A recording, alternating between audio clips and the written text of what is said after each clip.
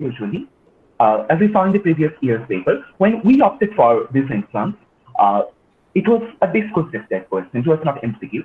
But now there are 60 questions, as I saw in the previous paper's question paper, and first 20 questions are basically from some kind of unseen passages or something like that. Those are more analytical. You have to read those passages and then you have to solve those questions. You have to choose a particular option from the possible answers which are given there. And for the second part, actually, those are absolutely informative type of questions, but also they refer to some kind of historical argument or something like that, some kind of an analysis in those questions. But those are basically, most of those questions are informative, and those are not from such passages. I mean, you can just read the passage and solve those questions. Those are informative. And the first part is basically, as you know, these are from unseen passages. So I would suggest that this is absolutely, you should have a personal approach about how to deal with such a question paper, but I would rather suggest that if you are concerned about time or anything like that, you can just go through the second part of the paper first. I mean those 40 questions, a few of those, and there will be a few of those which you don't actually know. You don't have a clear idea about which is the right answer. But the thing is, you have to assume and you have to choose a particular option. You can do anything about that. But regarding the first part, and you can solve all those 40 questions in maybe, say, 1 hour or something like that. At least not more than 1.5 hours, because those are informative questions and informative multiple choice questions which you don't need a lot of time to answer. I mean, either I know or I don't. But for the first 20 questions, you can always read those passages and you can think about the possibility of which one is the right answer and which one is not. And then you can opt for a particular one. So you have to read the passage. So it's better if you keep time for that and do that later. If you solve the second part in, say, first 1.5 hours, then you can do the first part with a lot of time after that. You'll solve first 40 questions which are informative in 1.5 hours, and then in the second half, which is an equal amount of time in 1.5 hours, you will do the first part, I mean only 20 questions. So that is something you can do. And this requires more time, obviously, because you'll read the passage and you'll solve it. So we can just read a few of this, and see how and what type of things they are basically referring to. So this first one, this is a passage from Nicholas Duff's Identity of an Archive, I guess. This book's name is Autobiography of an Archive, sorry, from Autobiography of an Archive. And this refers to how we can think about a new form of history, which is no longer, dominated by colonial sensibilities or, colonial mentalities as such. I mean, when history as a discipline, as a subject, emerged in India, in 19th century, especially in academic institutions, universities, and everywhere, that was basically a colonial project. And those were written, most of those books were written by people who were educated in some kind of a colonial university, or maybe a university in Britain or something like that. So those people were absolutely, their mentality, their cognitive process, everything was dominated by that colonial structure of knowledge. So after independence, this thing did not really change a lot, because the education system in India, the way we learn, the way we read, everything is still dominated by the colonial hierarchy. Even the medium of instruction in most of the schools is still English. So these are the things which are not very indigenous to the communities of this part of the world. These are the things which are imposed by a colonial state. And now, when historians, especially the leftist historians associated with, Marxist and then subaltern groups and other historians like that from 1970s especially, when they started to write a new different form of history, they, especially the subaltern school from 1970s, they highlighted that the perception of the people is quite different from the perception of the academicians, of the university, of our education system. So when we're writing about history, we should not be dominated by the history of, king and history of the state and history of the elite people. We should actually write about the history of the people as they think about it. I mean, how the ordinary people think about their own past, how they reflect on their past through their mentality, how the myths, how the lores and folk tales, these talk about a particular kind of historical past. So they use the variety of sources, not from the archives and documents. They actually focused on the local myths, local stories, songs, ballads. So Nicholas Dark was not a subalternist as such, but he, when he started writing in 1970s, 1980s, from that time particularly, so he was also influenced by this argument a lot. And this was standardized to a point where most of the people now accept that there is a, there are multiple voices within the history. There can be multiple types of history. There is no definitive history. And we should always recognize perception of different communities, different people and groups. So this passage, I'm reading it, it is saying, I was treated for exoticizing the historicity of states by calling them ethno-histories rather than histories. But in those early days, I was content to use the capaciousness of anthropology. The prefix ethno was only intended to gloss the ways in which history was culturally constructed and shaped, to rescue this history from the pervasive colonial and post-colonial condensation of the time. So this passage is basically saying that this mentality in history, this domination of post-colonial and colonial, structures, these are to be addressed, and history should be retrieved from this. There should be a history of the people, of how those people think about themselves. And he uses the word ethno because this was an anthropological influence where they are saying that history was culturally constructed and shaped by the colonial and post-colonial authorities, elites, but the people, they have their own indigenous version of history. That's what they're talking about. So, and in anthropology also the word ethnic basically connotes that kind of a definition, that it depicts that a particular tribe, a particular community, a particular group, they have their own distinct culture. They have their own symbols and own ways of thinking. So you can now see there are 3-4 options for this particular question. The first option is saying that the author is trying to exoticize histories to use the capaciousness of anthropology. You can assume that this is absolutely wrong. There is no way the author is saying that. The second option is quite confusing because it is saying that the author is trying to write a history which is neither colonial nor post-colonial. Obviously, he is trying to write a history which is neither colonial nor post-colonial. He is not directed by those mentalities. But is that his main purpose? Is that what he is trying to say or argue in this particular passage? As you can read the third option and see, that is more relevant in that context for Trio. That he is trying to recover histories of communities that were outside the boundaries of mainstream colonial history.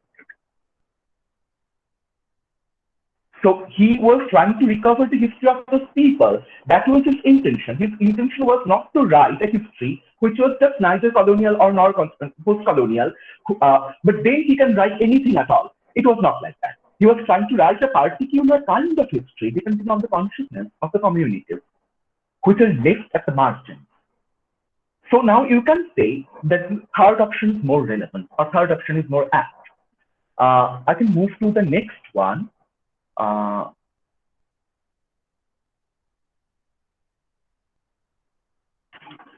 Thank you. Just a second.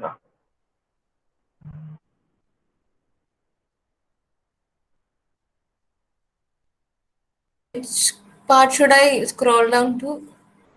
Yeah, you can just scroll down to the next one. Yeah, sure. That will be a great help. Okay.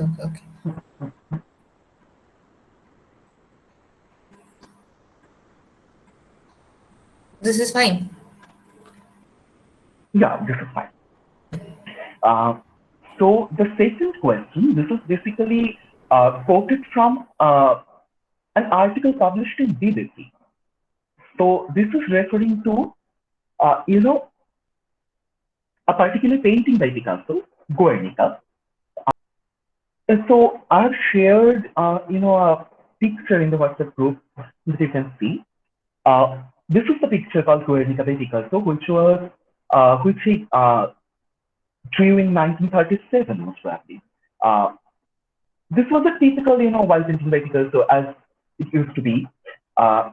This is black and white, and you can see it's quite bizarre. I mean, you can see in the picture that a woman is screaming, and there is a soldier who is uh, severely wounded, and you can see there is a dead baby, and you can see some kind of flames, and also a horse which is wounded. So it's a chaos.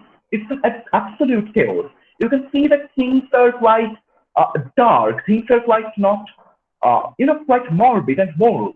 And also these are quite violent. That people screaming and people beheaded. These are quite a violent depiction of something. So actually, this was an anti-war painting, and this was one of the most famous paintings drawn by Picasso. This was an anti-war painting which demonstrated how the war affected the normal people, how the war affected their life, how the war made the world a less tolerable and accommodative space. And you can assume that 1930s was a time when the First World War has ended like just 2 decades ago, and even then there are so many tensions going on throughout the world, and another world war was just about to come. So during that time, this particular picture actually drew a lot of public attention. But even after that, this was one of the Picasso's landmark paintings. This became a symbol of anti-war, mass movement, anti-war thinking of the people in general. So all these painters like Picasso, they utilized art as a medium to express their own personal thinking.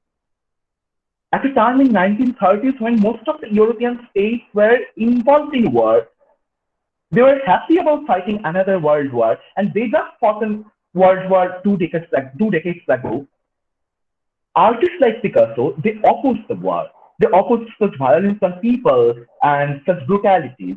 I mean, they used art as a free movement, as a free form of thinking, which should not be restricted by people, which should not be restricted by anyone as such. And most of the political regime during that time, they were not happy with that. I mean, be it the monarchy, be it the Nazis of Germany and Italy, they were absolutely not comfortable with such forms of free art, free movement of art, and free media and other stuff like that. So,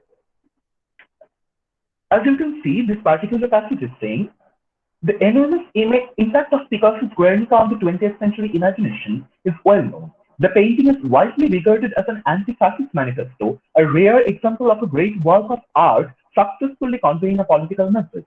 Picasso's opposition was to have been all in the name of liberal democracy, the only political regime not overtly hostile to modern art. As you can know, that the countries which promoted liberal democracy during that time in Europe, be it some of the British parties during that time, some of the parties in United States of America, they were actually against Hitler. They were actually against, at least publicly, they were against such mass violence.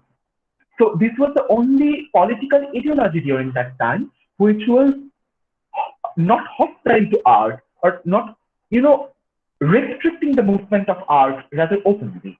rest of the political regimes like Germany, Italy, they were absolutely hostile against such free movement of art or praise or anything as such. So Picasso's mural is an example of modern art as a free, personal statement without direction by any government agency and without apparent concern for an understanding by the masses. There are choices over here, and there is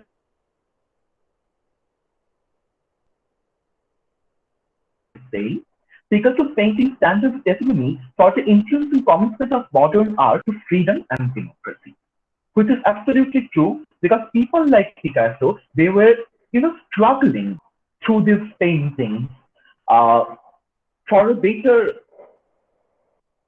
more free space where artists could come with what they wanted. The second option is saying that Picasso's artistic, I mean, there are people.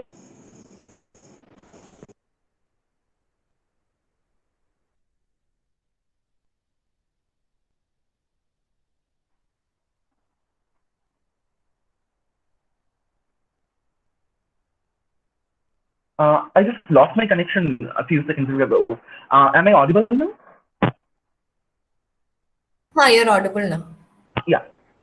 So the second option does not have any connection to this passage.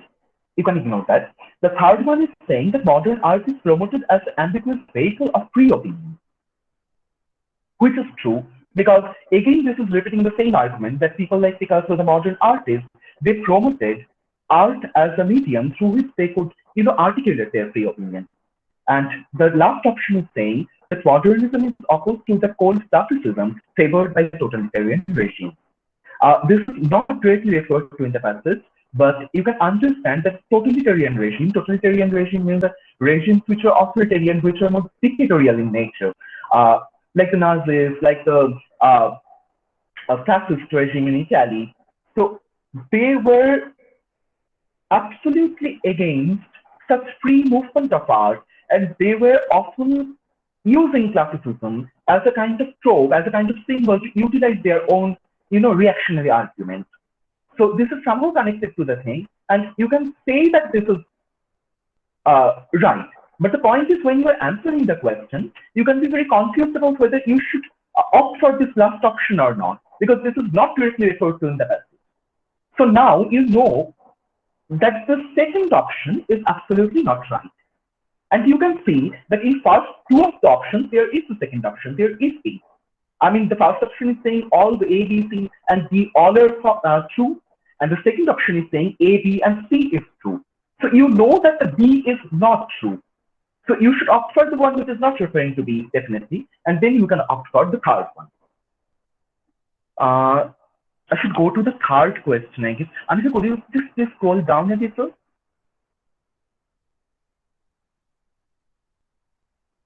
Yeah, sure. Thanks.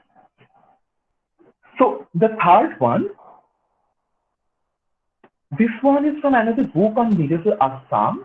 So you need not to know about, where this passages is taken from, because these will be unseen.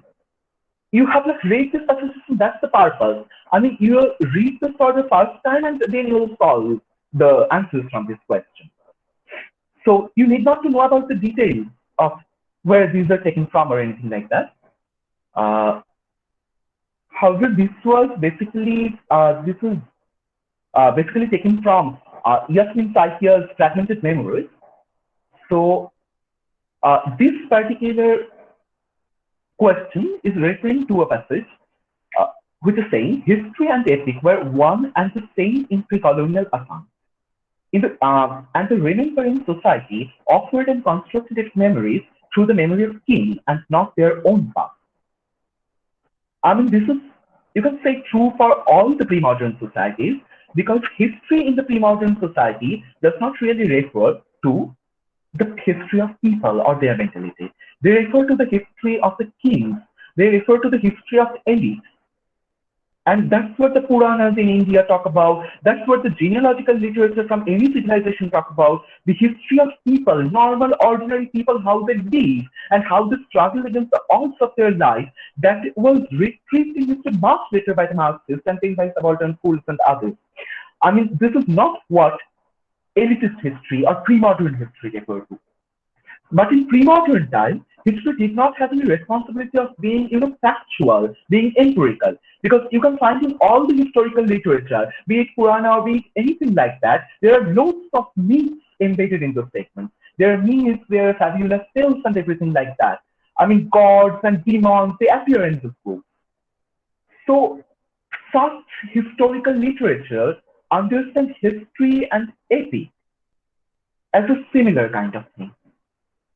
They don't distinguish between history and epic, and they basically remember the past through the tale of the kings, not their own past or not the past of the people. So based on this statement, you can say the first option, that history was not important in pre-colonial Assam, is absolutely true. Not true. That is not what the passage is referring to. Epics were more important than history. Again, this is not what the passage is arguing. The third option, the stories of kings were more important than those of the common people. This is absolutely true for the medieval Assam and or any medieval or pre-modern society. You can summarize that or extend that from passage. And the last option is saying memories and not history were important in pre-colonial Assam. This is again not true, because what they were writing about is historical literature, not the memory. Rather, the public memory about past is absent, as the passage is saying. So you can opt for the third one in this context. I can go to the next one. The fourth question again is not from an ancient passage. Anika, could you just please scroll down to the fourth one? Yeah, thank you. This is not from an ancient passage somehow. This is referring to microhistory. And this is referring to the characteristic of microhistory. You need to rate some of the textbooks on at least one on medieval, one on ancient, and one on the modern. You can read anything at all. I mean, you can read R.S. Sharma, you can read Romina Thapar, anything at all, just to have an idea of how the developments of the time were, and just to have an idea about the chronology of the time. Then you can situate things, you can assume about the facts. I mean, there will be questions which you will know. You will know at least 50% of the questions. But for rest of it, if you know about the context, if you know about what happens in ancient India, chronology, the chronological structure, the dynasties, these are clear to you, then you can assume it more promptly. But besides this also, you need to know the basic arguments of historiography. I mean, what are the basic schools of history and what they argued? These are the things that you should know. If these are not in your honors syllabus, then you can read about this from just anywhere. I mean, there are innumerable options available over there.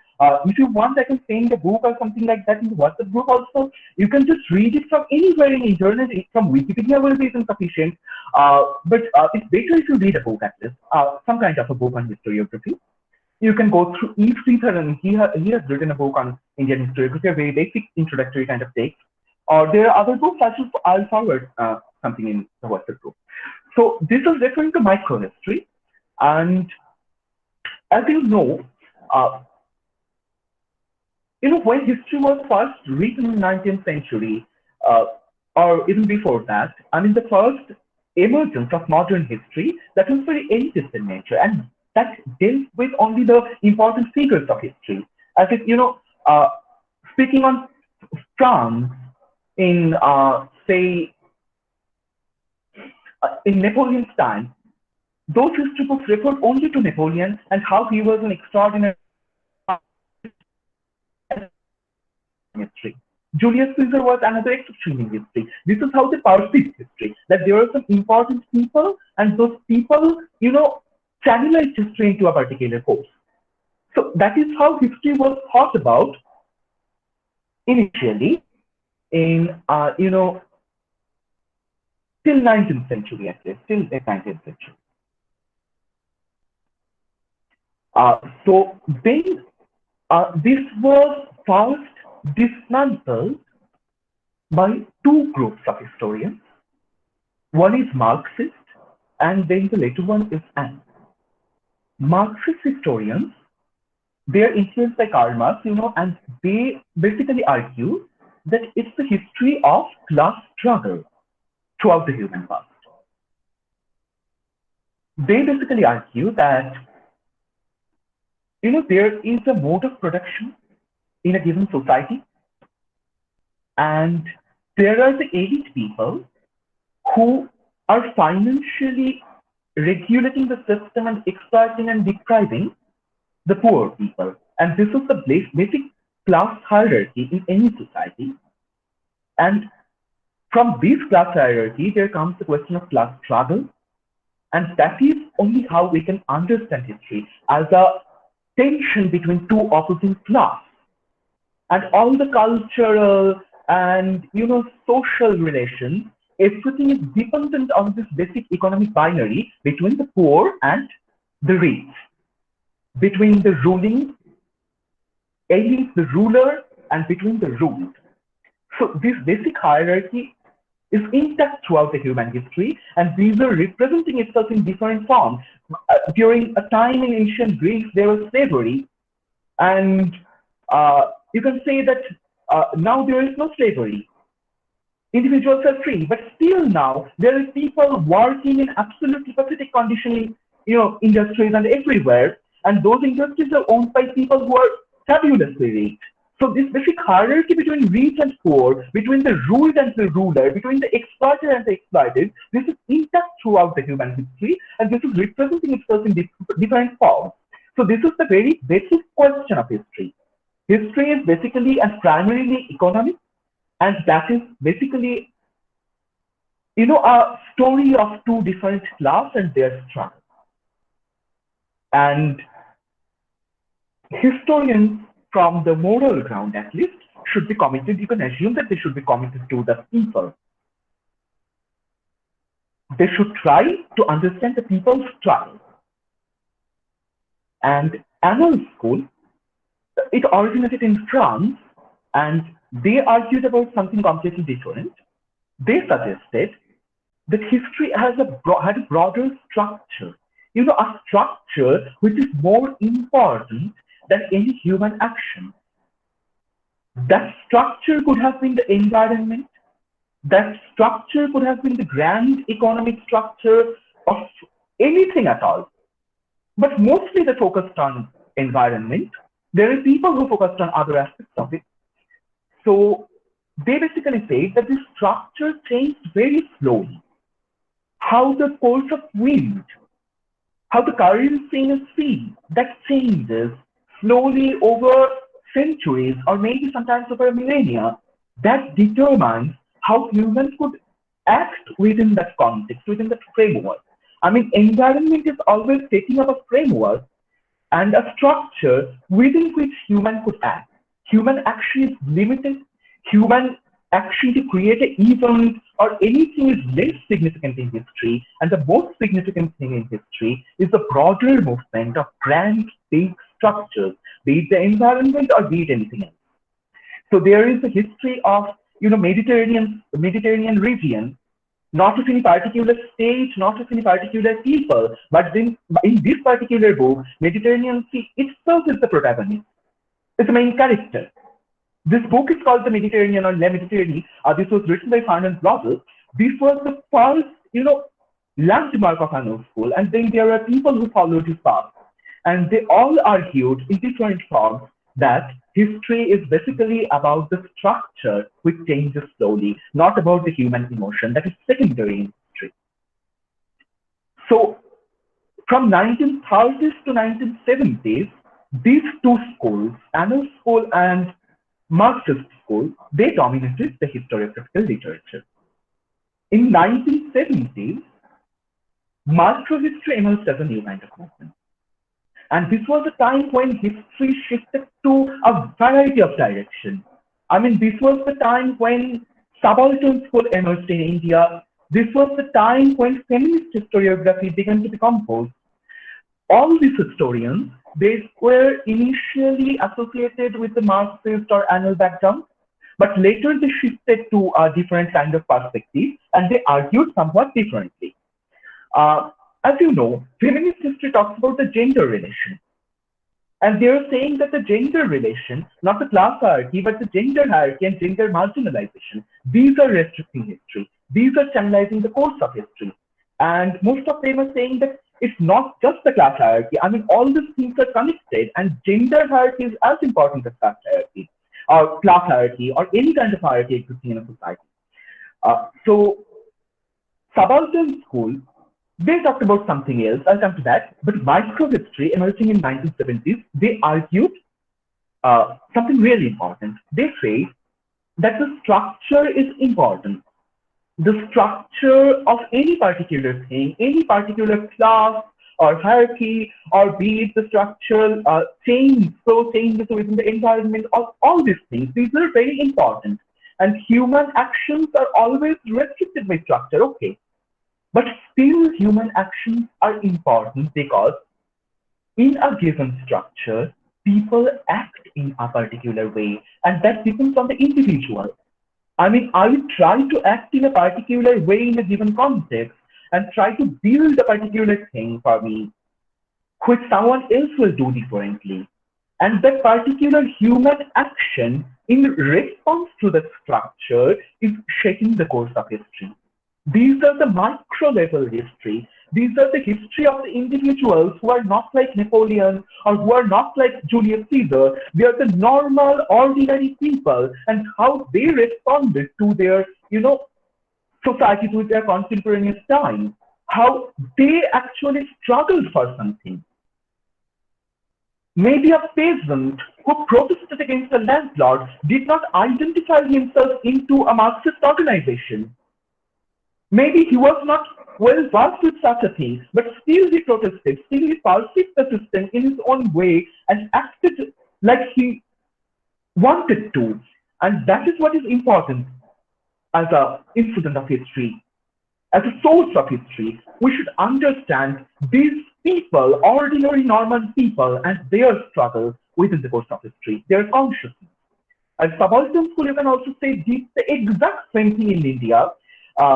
They also talked about the consciousness of the ordinary people, but you can understand that in subaltern school, they glorified the consciousness of people into some kind of categories. They say that a particular tribe had a different kind of consciousness, or maybe people had a consciousness dominated by religion. This is how people reacted to a given situation. I mean, whenever they are talking about something, they group together certain people into a subcategory and they try to portray that this particular group, be it a marginalized group in some region, be it a particular community or whatever, they have this distinct consciousness, distinct mentality. But microhistory did not really argue like that. They argued that each individual or each group or anything, any unit in history can have their own consciousness and own ways of acting. So the landmark book in microhistory is by Carlo Ginzburg, his Cheese and the Worm. And here, they're talking about the characteristic of microhistory. So the first, which of the following ones are true? It's asking to identify. The first option is saying that microhistory argues for weak structure, large processes, and huge comparisons. You can understand that that is not what microhistory argues about. They rather say that is what Annals School argues about. They rather say that within the big structure, large process, human actions are important in the micro level. Action of the normal, ordinary people.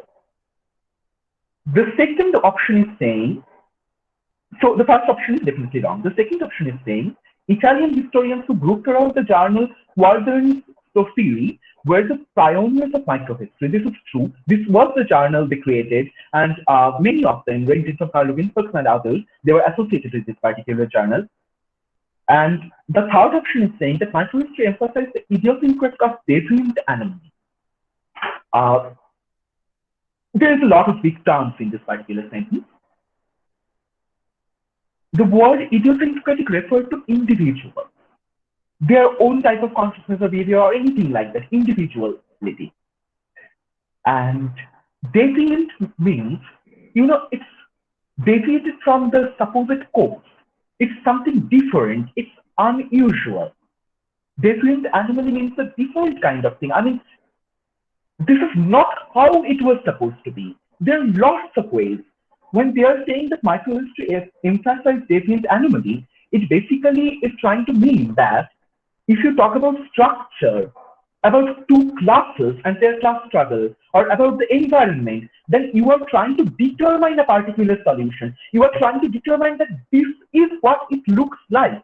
This is how the history is, a class struggle without any cultural background, or maybe environmental history without any human action, but it's not like that. Each and every individual also has their agency and they acted in a particular way, and that was so different from the other individuals. So it's definitely individualistic, idiosyncratic, and simultaneously, it's obviously different from the supposed course of action, the fixed course of action that the structure refers to. There is a lot of anomaly. So this is definitely true. The last option is saying that the microhistory was inspired more by anthropology rather than sociology. This is also true because microhistory talks about human consciousness, normal people, their ways of thinking, and most of their methodologies are sometimes taken from anthropology.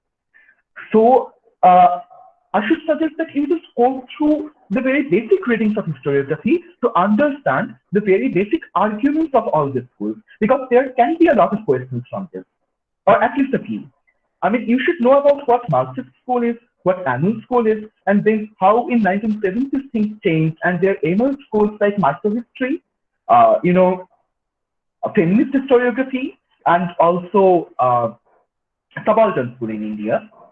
And from that, later there were so many turns after that, but you should basically know about at least linguistic turn of history, which happens later, which is saying that the language is the determining factor. And there are a few historians who are associated with this. You should remember those historians. You need not to read their work for sure, absolutely not, but you at least should remember their name and the name of their book. That's it.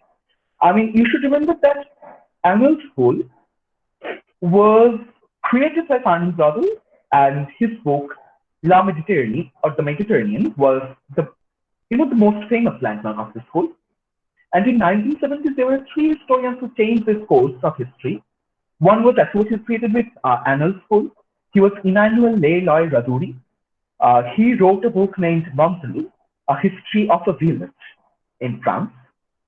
And Carlo Ginzburg, he wrote Cheese and the Worms, which is the landmark work of microhistory. And there is Nathalie Demont Davis, who wrote a book, The Return of Martin Guerre. That is one of the most famous work from which feminist history emerged later.